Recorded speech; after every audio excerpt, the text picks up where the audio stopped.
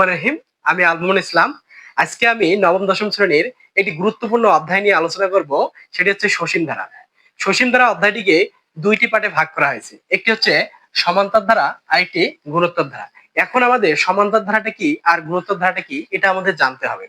দেখো এখানে সমান্তর ধারা বলতে আমরা লিখছি এখানে 4, 6, 8, 10 প্লাস ডট ডট ডট। অর্থাৎ তোমরা একটু লক্ষ্য রাখবা যে 4 থেকে 6 এর ব্যবধান কত 2, এবং 6 থেকে 8 এর ব্যবধান কত 2, 8 থেকে 10 এর ব্যবধান কত 2। অর্থাৎ আমাদের প্রত্যেকটার ব্যবধান কত করে আসতেছে, 2 করে আসতেছে। তাহলে যেহেতু আমার সমান আকারে বাড়তেছে, তাই আমরা এটা কি বলবো, সমান্তর ধারা। এখন গুণোত্তর ধারাটা কি, অর্থাৎ গুণ আকারে যদি বাড়ে তাহলে সেটা কি বলবো, গুণোত্তর ধারা। দেখো তোমরা একটু দেখো, 3, 3 3 9, 3 নং কত 27, 3 27 নং কত হচ্ছে 57। তার মানে এটা গুণ আকারে বাড়তেছে, তাহলে এটাকে কি বলবো আমরা, গুণোত্তর ধারা। এখন আমরা আমাদের যেহেতু আমি কোন অধ্যায় করাচ্ছি তোমাদের, সমান্তর ধারা 13.1। এই 13.1 আমাদের আসলে সমান্তর ধারা নিয়ে আলোচনা করা হয়েছে। আমরা তো গুণোত্তর ধারা কি এই অধ্যায়ে আছে না, আমরা করবো কি সমান্তর ধারা। তো তোমরা একটু লক্ষ্য রাখো যে সমান্তর ধারার সূত্র মাত্র এই অধ্যায়ের অঙ্ক করার জন্য আমাদের মাত্র দুটা সূত্র দরকার হবে। করা সূত্র দুইটা। আমরা এই দুইটা সূত্র দিয়ে আমাদের বোর্ড বইয়ে মনে হয় সম্ভবত 20 বা 25টার মতো অঙ্ক আছে। আমরা 20 বা 25টা অঙ্ক এই মাত্র দুইটা সূত্রের মাধ্যমে শেষ করব। তাহলে একটু লক্ষ্য রাখো যে আমি দুটো সূত্র লিখছি। এই যে সমান্তর ধারার সূত্র লিখলাম যে n তম পদ, n তম পদ সমান লিখবো আমরা a plus n minus 1 into d। এটা হচ্ছে n তম পদের সূত্র। এখন n সংখ্যক পদের সমষ্টি Sn ইকুয়াল, অর্থাৎ সমষ্টিকে আমরা Sn দ্বারা প্রকাশ করব n divided 2 second bracket 2a plus n minus 1 into d। প্রিয় শিক্ষার্থীরা, তোমাদের এখন কাজ হচ্ছে আমার এই n তম পদের সূত্র এবং n সংখ্যক পদের সমষ্টি সূত্র দুটা মুখস্থ করা। তোমরা যদি এই সূত্র দুটা খুব সুন্দরভাবে মনে রাখতে পারো, তাহলে আমার দীর্ঘ বিশ্বাস তোমরা এই অধ্যায়ে সব অঙ্কই করতে পারবা। অর্থাৎ তুমি যদি এতটুকু বুঝে থাকো তাহলে তুমি কিন্তু 50%, মানে অর্থাৎ এই অধ্যায়ের অঙ্ক কি তোমার কভার। এখন আমরা বোর্ড বইয়ের 5 নম্বর অঙ্কটি সমাধান করব। দেখো এখানে একটি ধারা দেওয়া আছে 2 minus 5 minus 12 minus 19 minus dot dot dot. ধারাটির সাধারণ অন্তর এবং 12তম পথ নির্ণয় করতে বলছে। কি বলছে বলতো দেখি, ধারাটির সাধারণ অন্তর চাইছে। কি চাইছে, ধারাটির সাধারণ অন্তর বের করতে বলছে। এরপরে আমাকে বলছে 12তম পথ নির্ণয় করো। কততম পথ নির্ণয় করো, 12তম পথ নির্ণয় করো। তাহলে দেখো আমরা এই প্রশ্নটি কিভাবে সমাধান করব। এখন তোমাদেরকে একটা বিষয় আমি শেয়ার করব। মনে করো আমি গরুর মাংস রান্না করব। রান্না করার জন্য আমাকে কি লাগবে, অবশ্যই মাংস লাগবে। মাংসটা ভালো করে পরিষ্কার করতে হবে, তারপর আদা লাগবে, রসুন লাগবে, পেঁয়াজ লাগবে। এগুলো করার পরেই তো আমরা রান্না তৈরি করতে পারবো, তাই না? তাহলে একটা অঙ্কের জন্য আমরা সমাধান করব, অবশ্যই আমাদের শুরুটা থাকতে হবে যে প্রথমে আমরা কি লিখবো, তারপরে কি লিখবো। এই জিনিসগুলো কিন্তু আমাদের এই স্টেপ গুলো মনে রাখতে হবে। তাহলে একটু ক্লাসটা তোমরা মনোযোগ সহকারে দেখো, দেখবা খুব সহজভাবে বুঝতে পারবা। তাহলে একটু দেখি আমরা এখানে এই যে দেওয়া আছে, আমরা কি লিখবো প্রথমে, দেওয়া আছে, দেওয়া আছে, দেওয়া আছে প্রথম পদ।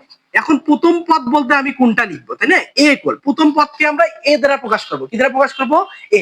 এখন প্রথম পদ বলতে কি লিখবো আমি, দেখো তো এখানে প্রথমে কত আছে, 2 আছে, তারপর 5 আছে, তারপর 12 আছে, তারপর কত আছে, 19 আছে।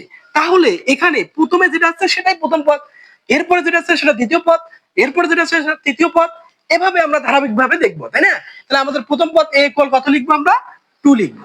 এরপরে আমার কাজ হচ্ছে কি জানো, সাধারণ অন্তর বের করা। কি বের করা বলতো, সাধারণ অন্তর। তাহলে আমরা এখন সাধারণ অন্তর বের করবো, লিখবো সাধারণ, সাধারণ অন্তর। আচ্ছা, সাধারণ অন্তরকে আমরা ডি দ্বারা প্রকাশ করব। মনে রাখবা সাধারণ অন্তরকে কি দ্বারা প্রকাশ করা হয়, ডি দ্বারা প্রকাশ করা হয়। এবং ডির মানটা আমরা কিভাবে বের করব সেটা আমাদের জানতে হবে। তাহলে দেখো আমরা দ্বিতীয় পদ থেকে, দ্বিতীয় পদ থেকে আমরা প্রথম পদ বিয়োগ করব। প্রথম পদ বিয়োগ করতে হয়। তাহলে আমরা সাধারণ অন্তর কিভাবে বের করব, দ্বিতীয় পদ থেকে আমরা প্রথম পদ কি করব, বিয়োগ করব। তাহলে দেখো তো তোমরা, আমাদের দ্বিতীয় পদ এখানে কত আছে, এই যে এটা আমার প্রথম পদ, তাহলে দ্বিতীয় পদ কত, -5। তাহলে আমি দ্বিতীয় পদে লিখলাম -5 বিয়োগ, বিয়োগ দিলাম। আচ্ছা, প্রথম পদ আমাদের কত আছে, 2 আছে, তাহলে আমরা প্রথম পদ কত লিখলাম, 2। এখন একটু লক্ষ্য রাখবা, এই জায়গায় অনেকে ভুল করে। দেখো খুব সহজ ভাবে বুঝাবো। এখানে কয়টা -5 আছে, 5টা -5 আছে। -2 কয়টা আছে? দুইটা আছে। -2 দুইটা আছে, -5 পাঁচটা আছে। তাহলে মোট কটা হলো? -7 হলো, তাই না? অর্থাৎ পাঁচটা দুইটা যোগ করলে কত হলো? 7। তাহলে আমরা ডির মান কত পেলাম? 7। আমাকে বের করতে বলছে ধারাটি সাধারণ অন্তর বের করতে, আমরা ধারাটি সাধারণ অন্তর কত বের করলাম? -7। এখন তারপরে আমাকে প্রশ্ন বলছে যে 12তম পদ নির্ণয় করো। কততম পদ? 12তম পদ। তাহলে আমরা 12তম পদ এখন নির্ণয় করব। দেখো আমরা তো ভাই n তম পদের একটা সূত্র পড়ে নাই, সেই সূত্রটাই লিখবো। দেখো আমি এখন লিখি এখানে, আমরা জানি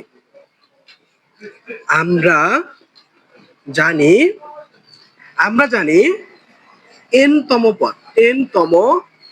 পদ ইকুয়াল জানি a plus n-1 into D. আচ্ছা n তম পদের সূত্র কি বলতো দেখি?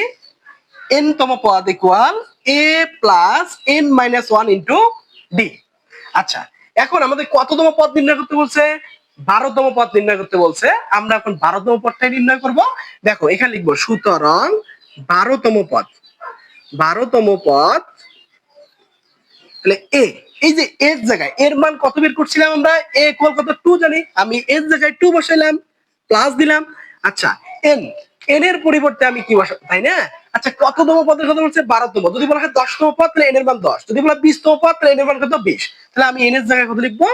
আমাদের যেহেতু 12 বলছে আমরা 12 লিখলাম, মাইনাস 1 আছে 1 আছে 1 লিখলাম। আচ্ছা ডির মান আমরা কত বের করছি? -7 বের করছি। আমরা ডির পরিবর্তে লিখবো -7। এতটুকু আমরা ইনশাআল্লাহ বুঝতে পারছি তো, তাই না? আচ্ছা এরপরে আমাদের কাজ দেখো, এই যে এখানে 2 আছে আমরা 2 লিখলাম প্লাস। আচ্ছা তোমরা একটু মনোযোগী হতো, যে 12 থেকে 1 বিয়োগ করতে বলছে না? তাহলে 12 থেকে 1 বিয়োগ করলে কত হচ্ছে? 11 হচ্ছে। আমরা এখানে 11 লিখলাম, 11। আচ্ছা 12 থেকে 1 বিয়োগ করলে কত পাচ্ছি? 11। আচ্ছা দেখো তো এই -7টা এদের সঙ্গে কি আকারে আছে? গুণ আকারে আছে। তাহলে গুণ করে দিতে হবে। তাহলে আমি গুণ লিখলাম, এই যে -7। হয়তো এই জায়গাটাতে তোমরা বুঝো নাই যে এখানে 12 থেকে 1 বিয়োগ করলে কত পাচ্ছি আমরা? 11। এই যে -7 গুণ আকারে ছিল, আমি গুণ চিহ্ন দিলাম, -7 লিখলাম। বুঝছো এতটুকু? ইনশাআল্লাহ। এরপরে আমার পরবর্তী কাজ হচ্ছে, দেখো আমরা সমান দিলাম, এখানে 2 আছে আমরা 2 লিখলাম প্লাস। একটু লক্ষ্য রাখো যে এই যে প্লাসের 11 গুণ -7। আচ্ছা 11 প্লাসের 11 সঙ্গে -7 গুণ করলে আমরা কত পাচ্ছি বলতো দেখি? -77 পাচ্ছি। কত পাচ্ছি? -77। অর্থাৎ 11 সঙ্গে 7 গুণ করলে আমরা পাই -77, তাই না? আচ্ছা এরপরে আমরা যেহেতু আমাদের জায়গা শর্ট, তাই আমরা ঠিক এই দিকে লিখবো, ঠিক আছে? দেখো তো এখানে 2 আছে, আমরা 2 লিখলাম। আচ্ছা প্লাস, এখন একটু লক্ষ্য রাখবা, এই যে 2 লিখলাম। আচ্ছা এইটা প্লাসের, এটা কি বলতো? মাইনাসের। প্লাসের মাইনাসে কি হয়? মাইনাস হয়, আমরা জানি সবাই। মাইনাস দিলাম। আচ্ছা এখানে 77 আছে, আমরা এখন 77 লিখলাম। বুঝছো এতটুকু? ওকে। এখন -77 থেকে যদি আমি প্লাসের 2 বাদ দেই, -77 থেকে প্লাসের 2 বাদ দিলে আমাদের কত থাকতেছে? 75। সেটা থাকতেছে -75 থাকতেছে। সুতরাং আমরা এখন লিখতে পারি যে 12তম পদ ইকুয়াল কত পাচ্ছি আমরা? -75। আমাদের বের করতে বলছে যে 12তম পদ নির্ণয় করো। আমরা 12তম পদ বের করলাম -75। এটাই আমাদের কি কাঙ্ক্ষিত অ্যানসার।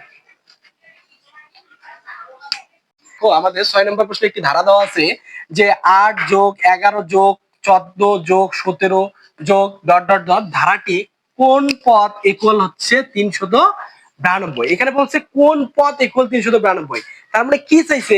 এন চাইছে, মানে এন এর মানটা কত ইকুয়াল হচ্ছে 392। এটাই আমাদের বের করতে বলছে। আমরা এই অঙ্কটাই সমাধান করব। তাহলে দেখো ওই যে আমি বলছিলাম প্রথমে আমাদের স্টেপটা মনে রাখতে হবে, প্রথম পদ বের করতে হবে, তারপর সাধারণ অন্তর বের করতে হবে, তারপর আমাদের যেহেতু বলতে এখানে পদের কথা বলছে, সমষ্টি কথা বলছে না, পদের কথা বলছে, তাহলে এন তম পদের সূত্রটা ফেলাইতে হবে। এখান থেকে আসলে আমরা অঙ্কটি সমাধান করব। তাহলে দেখো আমরা এখন লিখি এখানে যে দেওয়া আছে দেওয়া আছে প্রথম পদ এ ইকুয়াল কত বলতো? এ। কারণ আমরা একটু আগেই শিখলাম যে প্রথমে যেটা থাকবে সেটা প্রথম পদ। এবার আমরা কি বের করবো? সাধারণ অন্তর। এই লিখবো সাধারণ অন্তর। সাধারণ অন্তরকে কি দ্বারা প্রকাশ করা হয়? ডি দ্বারা। আমরা একটু আগেই পূর্বের অঙ্কে আমরা সাধারণ অন্তর বের করার নিয়ম শিখছি। দ্বিতীয় পদ থেকে আমাদের প্রথম পদ কি করতে হয়? বিয়োগ করতে হয়। তাহলে আমরা দ্বিতীয় পদ লিখলাম, দ্বিতীয় পদ বিয়োগ প্রথম পদ।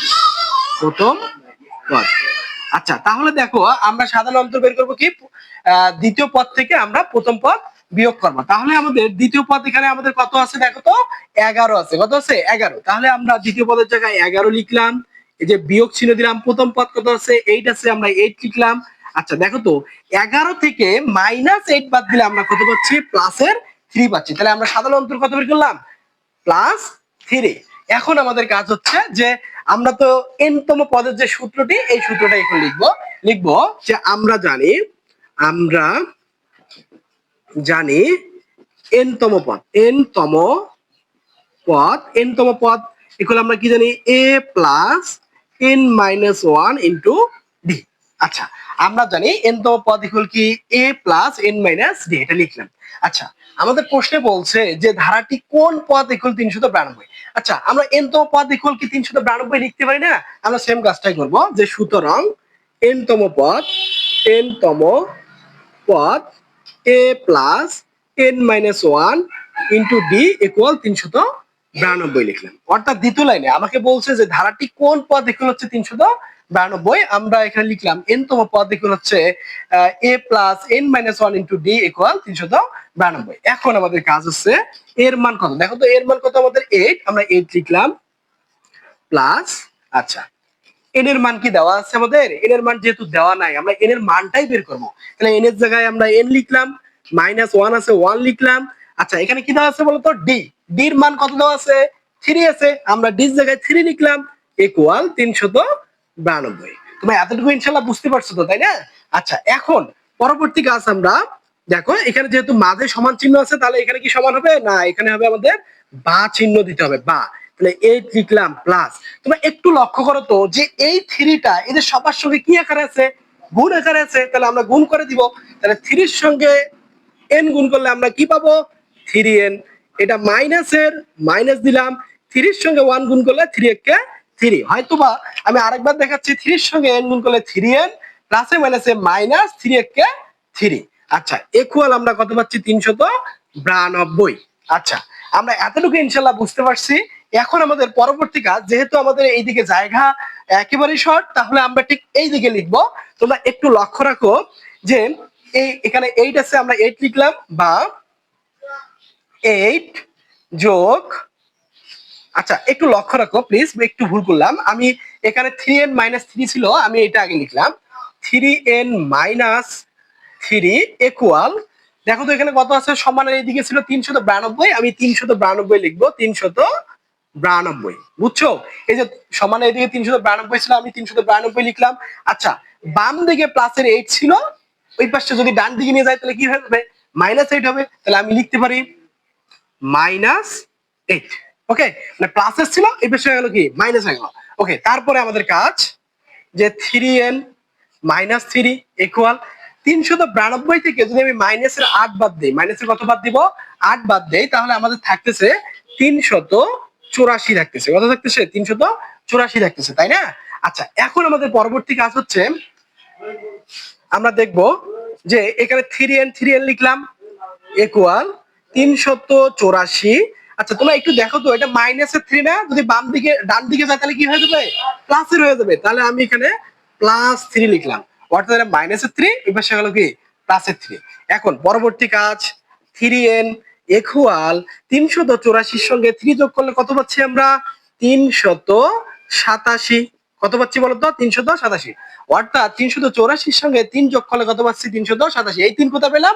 এই যে মাইনাসের 3, এখানে হয়ে গেল কি প্লাসের 3। ওকে, এখন তোমরা একটু লক্ষ্য রাখো যে এই আমাদের দেখো তো 3 এর সঙ্গে n কি আকারে আছে? 3 এর সঙ্গে n গুণ আকারে আছে, তাহলে আমরা গুণ করে দিব। সরি, গুণ আকারে আছে। তাহলে 3 যদি এখানে গুণটাকে যদি আমি ডান দিকে নিয়ে যাই, সেটা কি হয়ে যায়? ভাগ হয়ে যাবে। তাহলে আমরা লিখতে পারি n ইকুয়াল, এই যে এই 3 গুণ ছিল, এই পাশে হয়ে গেল কি ভাগ। তাহলে এখানে উপরে আবার থাকতেছে কত? 387, আমরা 387 লিখলাম। আচ্ছা, এখন দেখো তো এই 387 কে 3 দ্বারা ভাগ করব। কত দ্বারা ভাগ করব? 3 দ্বারা যদি ভাগ করি, তাহলে আমরা ভাগ করলে পাচ্ছি 129 পাচ্ছি। সুতরাং n এর মান আমরা কত পেলাম? 29। আমাকে বলছে ধারাটি কোন পদ ইকুয়াল হচ্ছে 392। তাহলে আমরা ধারাটি বের করলাম, n এর মান বের করলাম 92। অর্থাৎ আমাদের পদ সংখ্যা যখন 129 হবে তখন মান আমাদের কত আসবে? 392 আসবে। এটাই হচ্ছে আমাদের এই প্রশ্নের কাঙ্ক্ষিত অ্যান্সার।